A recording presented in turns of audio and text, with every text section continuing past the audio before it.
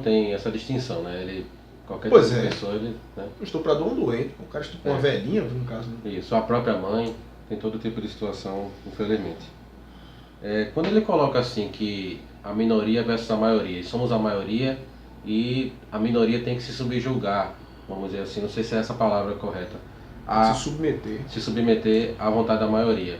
Isso não é um discurso também complicado para gerar animosidade dessas minorias? O termo democracia, que é uma palavra que hoje em dia é usada como adjetivo, é uma coisa muito estranha, porque a democracia não é um adjetivo. É tipo assim, nós vamos democratizar, vamos tornar melhor. Veja que coisa maravilhosa. Se eu democratizar a sua mesa, eu vou torná-la melhor. Não é isso. Democracia é literalmente o governo da maioria. Democracia, a América, por exemplo, que as pessoas chamam de Estados Unidos, eu não sei por que chamam a América dos Estados Unidos, já que a gente não chama o Brasil de República Federativa. Né? No Brasil é República Federativa do Brasil, mas a gente chama de Brasil. Estados Unidos é Estados Unidos da América, mas a gente chama de Estados Unidos. Eu chamo de América. A América, ela não é uma democracia. A América é uma república. Porque a América é um império das leis. Lá, você não pode juntar uma quantidade grande de pessoas e aprovar uma coisa absurda. Porque existem leis. E você pode juntar a quantidade que for de gente. Determinadas leis você não mexe. Você pode ter toda a população americana em torno daquilo. Determinadas leis você não mexe. Porque o império é das leis, não da maioria. O nosso país, infelizmente, é uma democracia. E democracia é literalmente governo do demos. Demos é povo. Só que esse povo, ele se refere à quantidade do povo, à maioria do povo. O poder do povo. E com esse poder do povo, você pode aprovar o que você quiser. Desde que você tenha a quantidade de gente suficiente e que não vá contra algumas coisas que são pétreas, né? Aí, assim, pela lógica do nosso sistema de governo, democracia, a maioria é quem bota a minoria dentro dos conformes. E não o contrário. Só que o que é que se fez com o modelo granchista de agir politicamente, secciona a população em diversos grupos minoritários, que na hora da ação política eles se juntam, e aí eles deixam de ser minoria, porque você pega o quê? Ah, você é homem? Ah, então é maioria. Mas você é negro? Ah, agora é minoria.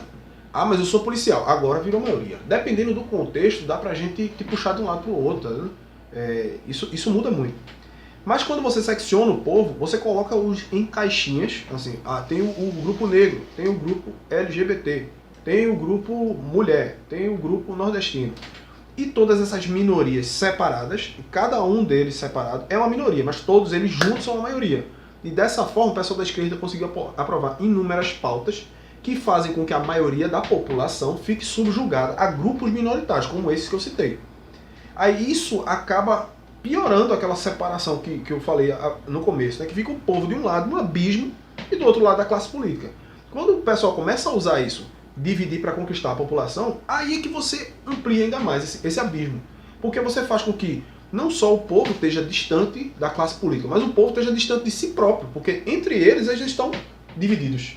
Portanto, assim, no sentido literal do termo democracia, a maioria tem que realmente subjugar a minoria. E por subjugar, não entendo assim, botá-los no chicote ou botá-los no chão preso, amordaçado. Não, eles vão ter que ceder às leis de convivência que foram aprovadas pela maioria. É simples assim. Ok. Bolsonaro já falou que a democracia não ia resolver nada nesse país. Foi um momento de desabafo que ele estava? Foi uma bala perdida, como eles chamam? Olha, eu não conheço esse caso, mas eu posso dar a minha opinião sobre isso. É antigo esse vídeo.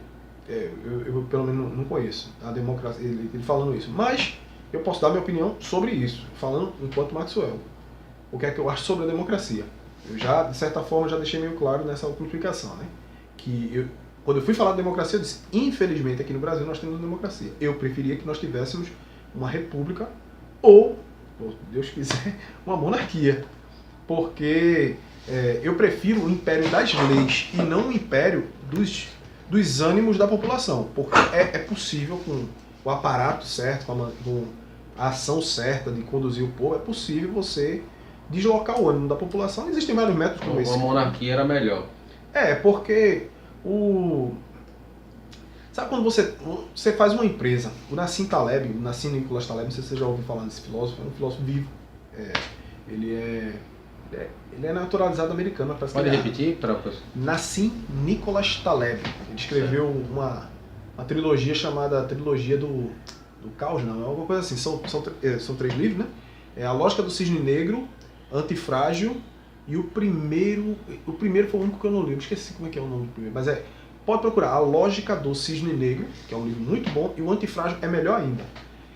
O Nassim Taleb, no livro Skin in the Game, que já é uma nova série de livros que ele está escrevendo, Skin in the Game, esse livro não tem em português ainda, mas provavelmente vai ter. Skin in the Game significa literalmente com a pele em jogo, seria mais ou menos botar o seu na reta. Ele diz que você deve procurar, em trecho do livro ele diz que você deve procurar, aliás eu estou com ele aí na minha bolsa eu acho, depois eu posso até mostrar. Vou pegar aqui. Eu pego você.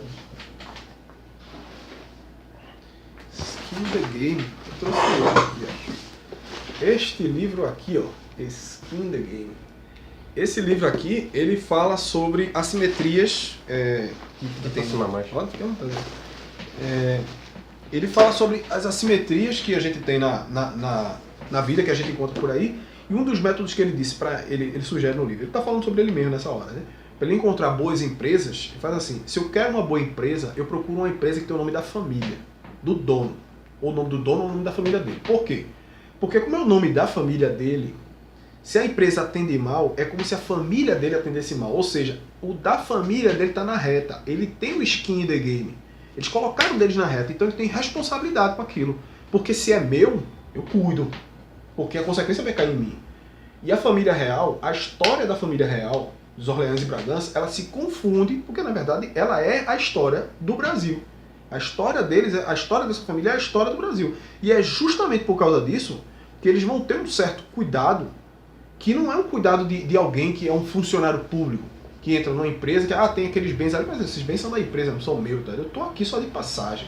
Ele não. Eles têm uma ligação direta com o Brasil. É claro que a coroa, né, do Brasil, os Orleans e Bragança, eles teriam um poder à parte. Não é como se eles tomassem, porque muitas vezes as pessoas entendem monarquia como se fosse o rei chicoteando a população, dizendo eu quero que seja assim, quero que seja assim. Não é assim, tanto na Inglaterra não é desse jeito. A família real a família real inglesa, a corte inglesa é muito mais barata do que o parlamento brasileiro, né? Que o povo adora e a coroa. Gosta muito deles e tal. Aí assim, eu particularmente, eu preferiria que a gente tivesse uma monarquia ou uma república.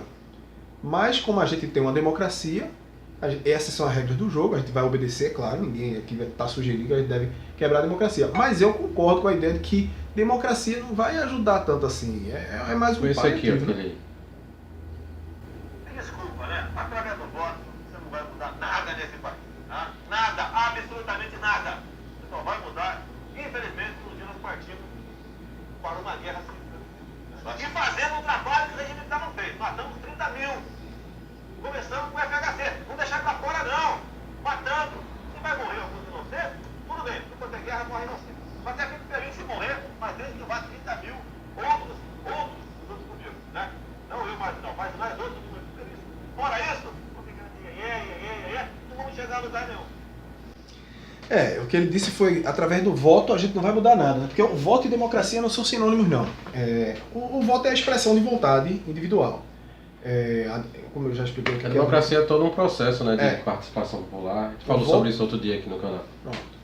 O voto ele é uma das ferramentas da democracia, que também tem na república, também tem na monarquia. Esse vídeo aí do Bolsonaro é bem antigo, o próprio Bolsonaro já se... Você viu todo, né? Você conhece esse vídeo? Eu já vi parte dele, não vi todo. A campanha da Haddad está usando, inclusive, trechos dessa entrevista no guia. Eu sei, esse aí eu já vi no guia. O Bolsonaro já falou sobre esse vídeo faz tempo, inclusive ele foi bem franco, ele disse, olha, eu gravei esse vídeo há 30 anos atrás. Eu particularmente, eu sou católico há 1 ano e meio. Há 2 anos atrás, eu não imaginava que eu seria católico. 2 anos atrás. A minha cosmovisão de realidade, veja só, não estou falando de posicionamento político, não, que isso é uma picuinha, uma cosmovisão. Eu mudei no intervalo de 1 ano e meio. Hoje eu penso completamente diferente do que eu pensava. Imagine 30 anos. É um assunto para um vídeo, a cosmovisão. Para outra entrevista. Aí assim, eu mudei minha cosmovisão no intervalo de 1 ano e meio. O que é que acontece no intervalo de 30 anos? Que é exatamente a distância desse vídeo. O próprio Bolsonaro disse, eu falei besteira mesmo. E que foi bala perdida, ele fala. Foi um negócio que eu soltei assim, não tinha nada a ver, estava errado. Eu não penso daquela forma, não é mais assim. Bom, e é isso. Aqui fazendo defesa dele nesse ponto, né? Que foi o que eu ouvi. E apesar que eu ainda mantenho aquilo que eu disse lá um pouquinho antes, né? Eu não acho que a democracia é o melhor sistema de governo. Eu prefiro aqueles outros dois que eu citei. Isso também, de matar uns 30 mil, isso é uma coisa também que passou foi não coisa, tem nada a ver, até porque... um momento de desabafo dele. Porque ele tinha acabado de sair, não fazia tanto tempo não, esse vídeo é em 80 e pouco, né? O regime militar acabou em 89, 88, 87, eu sempre me confundo. O regime militar acabou nesses meados, e assim, na época do regime militar, o que acontecia? Tinha gente que estava confrontando o regime com um fuzil na mão, que era justamente o pessoal que o regime combatia, né? Porque o regime ele só combatia o fronte armado, por causa da doutrina do general Gobeli, da panela de pressão, né? Aí assim, as mortes que houveram no regime durante 20 anos, que foram um pouco mais de 400, foram mortes que incluem gente de um lado e gente do outro, né? Militares e revolucionários e terroristas, como a própria Dilma Rousseff, né? Que fazia parte do VAR Palmares. Aí, esse tipo de pessoal que morre, não dá pra você classificar como uma morte assim de... como é hoje em dia os 60 mil homicídios que a gente tem. A gente tem 60 mil homicídios de pessoas inocentes, pessoas que foram pro trabalho e no caminho morreram. Isso aí é uma coisa. Quando você tá numa guerra, vai haver baixa. Isso é casualidade, faz parte do jogo, tá? E em 20 anos morrem 400 e pouco. Eu particularmente queria que a gente tivesse assim hoje em dia, não assim como no regime militar, mas que a gente tivesse com essa quantidade de mortos por ano, por 20 anos. Se a gente tivesse só 400 e poucas mortes em 20 anos, queria que a gente tivesse assim. A gente tem 60 mil no ano só. Isso por vítimas de violência, né? Isso são pessoas que não tem nada, não estão em guerra, não tem nada. Bom, tem um discurso também dele da maçonaria.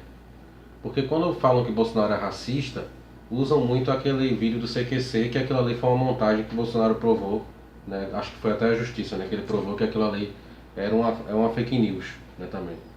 Mas o discurso da maçonaria, ele fala que foi no Quilombo, né? Porque tem muita riqueza lá embaixo que é interesse nacional, né? Para se explorar. Mas que ele viu o afrodescendente gordo, né? E ele disse que pesava 7 arrobas. E em seguida, né, e arroba pesa boi, né? E em seguida ele fala que não servia nem para procriar mais. Ele acha que não servia. 2 piadas que ele colocou, que para muitos foi de mau gosto. Você acha que ele também, acho que ele exagerou na forma de colocar? Como eu estava dizendo, o Bolsonaro ele tem essa coisa, ele consegue falar aquilo que o povo quer dizer. Eu não estou dizendo que o povo está querendo dizer. Sim. Que o cara pesa 7 arroba, mas eu vou chegar lá. É porque quando você fala ao coração, você normalmente fala da maneira como as pessoas se veem lá. E como o Bolsonaro, ele é só um cidadão, como qualquer outro. Sabe aquele tiozão bronco que conta aquela piada, que fica todo mundo com vergonha na mesa de jantar? Assim, no Natal, tá todo mundo lá e ele diz, fulano, não sei o que, diz aquele negócio, todo mundo diz, tá bom, tio, cala a boca, tá? O Bolsonaro às vezes manda umas dessa, porque ele tá num contexto onde que o filho dele até discorda um pouco, né? Ele assim, porque o Eduardo Bolsonaro ele já é mais, como é que eu posso dizer?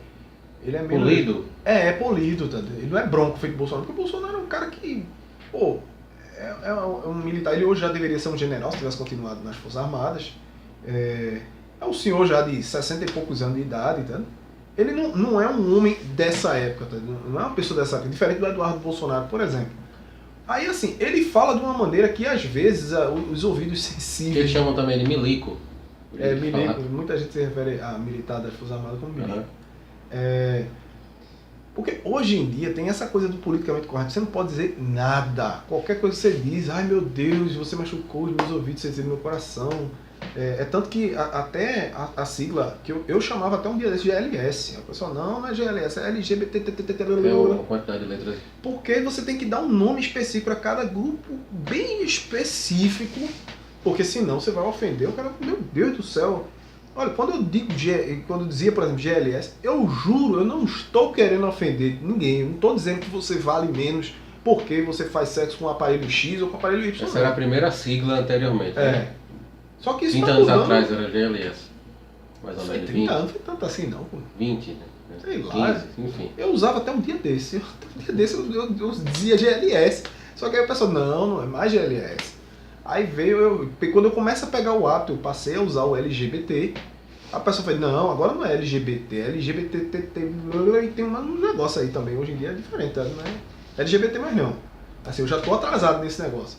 Isso porque, assim, o politicamente correto tá pressionando cada vez mais a maneira como você se expressa. E acaba que, se você pegar um programa da Xuxa, por exemplo, um programa infantil, de 1990 e assistir hoje, vai ter coisa que você vai ver como é que isso passava naquela época, tal, porque os tempos eram outros. Aí do mesmo jeito, o Bolsonaro é um cara que não é do nosso tempo. Ele fala algumas coisas que às vezes o pessoal do jornalismo vai se chocar. E principalmente se ele estiver num ambiente assim, fechado, tá só com os amigos e tal, ele vai realmente soltar isso aí, vai dar esse Se a gente for falando cada caso, mas eu vou citar só mais um e umas notícias que estão saindo aqui na mídia local. Sobre tratamento de HIV. Ele chegou a falar acho que foi para Monique Ozzi também, do CQC, que quem teve vida mundana que se vire. Né? Que o Estado não tem que gastar dinheiro para pagar um tratamento caríssimo para uma pessoa que tem uma vida mundana. Tem esse vídeo também, não sei se você viu. Eu não vi isso não. Né? E a preocupação é justamente, até para um conservador que vinha concordar com a fala dele, mas tem também a esposa ou o esposo que dentro do casamento adquire por conta de alguém que pulou cerca. Né? Então assim, o Estado vai deixar desprovido isso. Se você não viu, tudo bem, mas gerou uma preocupação também. Argumentar em se isso relação... pode ser política de governo dele. Eu posso argumentar em relação à quantidade de intervenção do Estado. Como eu disse, eu sou conservador, eu estou aproximado da direita, eu sou centro-direita, estou até relativamente próximo de um liberal, e eu acredito que o Estado não deve intervir em inúmeros setores. E eu entendo saúde como uma prestação de serviço. É claro que existem limites, não é qualquer tipo de atendimento que a gente vai tornar tudo em absoluto privado. Né? Mas assim, uma prestação de um serviço médico, principalmente aquele serviço que não é de emergência, eu não entendo que o Estado deve prover. Por quê? Porque você acaba gerando... É aquele problema que você, para cobrir a cabeça, você descobre o pé e vice-versa. Que é quando eu sempre vejo aquele argumento de que as pessoas dizem que um usuário de drogas ele deve receber um tratamento financiado pelo Estado. Porque o que é que você faz? Você, para financiar o tratamento de uma pessoa que se põe em comportamento de risco, você acaba gastando dinheiro que você poderia estar prestando um serviço para alguém que não se pôs em comportamento de risco.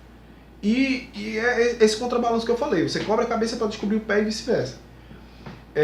No caso da AIDS, como eu disse, eu estou falando por mim, porque eu não vi o Bolsonaro falando esse vídeo aí, eu realmente não conheço. Falando pode por ser mim, nesse sentido, né, de igual ao seu, né? Eu uso essa lógica. Eu acho que um tratamento de AIDS deve ser custeado pelo indivíduo, aquele que é o interessado. Até poderia se falar, no caso da pessoa, deveria haver meios do governo, caso a pessoa comprove que ela é uma pessoa necessitada e não está em condições de pagar e tal, conseguir comprovar, talvez até pode se ver esse tipo de coisa. Eu não sei, até porque eu não sou um gestor, não faço parte da executiva. Esse tipo de coisa assim é muito temerário a gente sair batendo martelo sobre decisões. Eu digo mais ou menos como é que é o meu viés, e se eu fosse um gestor, como o Bolsonaro está se propondo agora à presidência da República, eu colocaria uma equipe que seria muito mais capacitada do que eu, e eu diria, o meu viés é esse. Dentro desse viés aí, toma uma decisão mais ou menos assim, tá? Aí, eu acredito, como eu estava dizendo, que o tratamento individual deve ser custeado pelo indivíduo. E isso vale também para o fim da gratuidade para a universidade, que ele falou sobre isso também. Pronto. Que está no AQPL. A lógica é semelhante. Né? Então já elimina outra coisa. O Diário de Pernambuco colocou na manchete que Bolsonaro quer manter a equipe de Temer. Isso aí é só mentira, né? Isso não é verdade. A equipe do Bolsonaro não tem ninguém do Temer ali. Esse argumento do establishment, que a imprensa, os partidos, enfim, o PSDB, o PT, todo mundo junto contra Bolsonaro. É mais ou menos isso? Olha, eu tô vendo porque isso. Essa fake news do Diário de Pernambuco? Do seu você está dizendo que é? Sim. O que o Diário de Pernambuco falou hoje é simplesmente falso. Você diz assim, olha, Maxwell, você acabou de matar uma pessoa aqui na esquina. Eu não vou explicar os motivos pelo qual isso não aconteceu, quando isso é simplesmente mentira.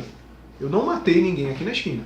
Quando o Diário diz assim, olha, o Bolsonaro quer manter a equipe de Temer, isso é simplesmente mentira, porque não existe ninguém na equipe do Bolsonaro que seja da equipe do Temer. É o Paulo Guedes que é o comandante que vai provavelmente nomear essa equipe, né? O Paulo Guedes é da economia. O que tem, o resto ainda é muito cogitação. Comandante da área da economia, não tá? Da área da economia, Paulo Guedes, e ele lá pode montar a equipe dele. Tem certa liberdade, dentro dos limites que o Bolsonaro estabelecer. Mas essa matéria